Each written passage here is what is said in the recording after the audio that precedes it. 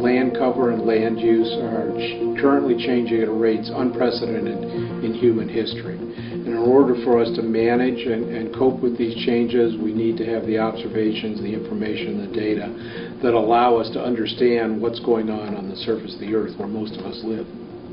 NASA's Landsat Data Continuity Mission, or LDCM, is set to lift off from the agency's West Coast launch site at Vandenberg Air Force Base, California, joining a long line of Landsat satellites and kicking off a new era in Earth observation.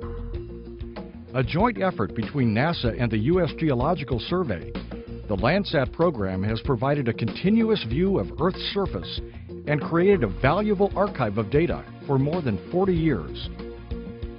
The first Landsat launched in 1972 to begin the successful series. Each generation has improved its observational abilities, although one version, Landsat 6, did not reach orbit as planned. 2, 1, main engine start. And the most recent mission, Landsat 7, took its place in orbit in 1999 and is still operating today. The Landsat Data Continuity Mission builds on this legacy of success.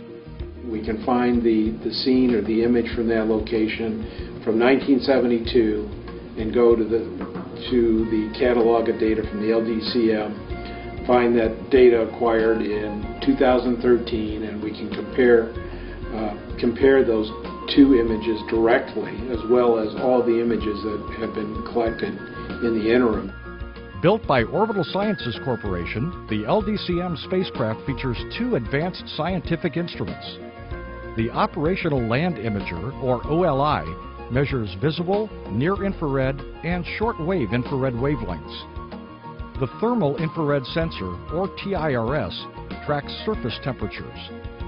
Both instruments are designed to focus longer on a given area using what scientists call a push-broom approach. Push-broom sensors have thousands of detectors that just image the Earth as the satellite passes over the surface of the Earth. The older Landsat satellites, Landsat 7, Landsat 5, use a whisk broom technology, which is many fewer detectors scanning back and forth with a mechanical scanner. Both instruments will observe a 185-kilometer wide swath of land, moving from north to south on Earth's sunlit side. LDCM will collect data on a new area of land on every orbit. It will take 16 days to bring the entire surface into view. The data is received at one of 3 ground stations. Then, the U.S. Geological Survey's Earth Resources Observation Systems Data Center in Sioux Falls, South Dakota, processes and distributes the resulting images. In 2008, they made a decision to begin distributing data at no cost for free to anybody who requested a scene. It enables people to do studies over time, over the 40-year history of the Landsat program, and over larger geographic areas.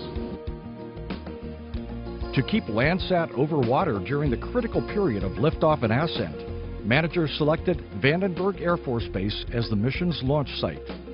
LDCM will be the first NASA mission launched at Space Launch Complex 3 since the agency's Terra satellite launched more than a dozen years ago. The 2-stage Atlas V rocket was built by United Launch Alliance. It's a perfect fit for NASA's need for the LDCM mission. So we're taking this object that's 6,000 pounds, about the size of an SUV, and punching it into an orbit that's 350 miles up.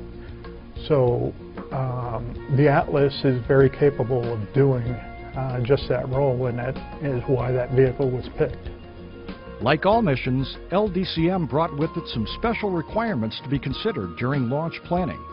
The LDCM spacecraft has a very stringent tip-off requirement. It can only be rotating so much when we separate. So the launch vehicle is going to do a compensation maneuver prior to that event. And there was another challenge.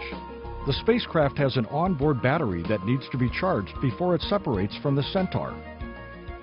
We're going to go around the Earth an additional time and then separate them so they'll have their 60 minutes of sunlight on their solar array to charge their battery. The spacecraft will have to go through a 3-month testing period before it's ready to begin normal mission operations. Then it will be renamed Landsat 8. And then after checkout, we accept the observatory, and then we, in effect, hand over the keys to the U.S. Geological Survey to operate the observatory for the 5-year mission life. Launch and mission teams have gathered at Vandenberg Air Force Base for final preparations leading up to liftoff. You've got a lot of years of work put into that in those last 2 or 3 minutes, although quiescent and very still. It's kind of ominous. You know, you can't wait to get there. And then the happiest moment is at T0 when you see the fire and smoke under the rocket and off it goes. The wait is almost over.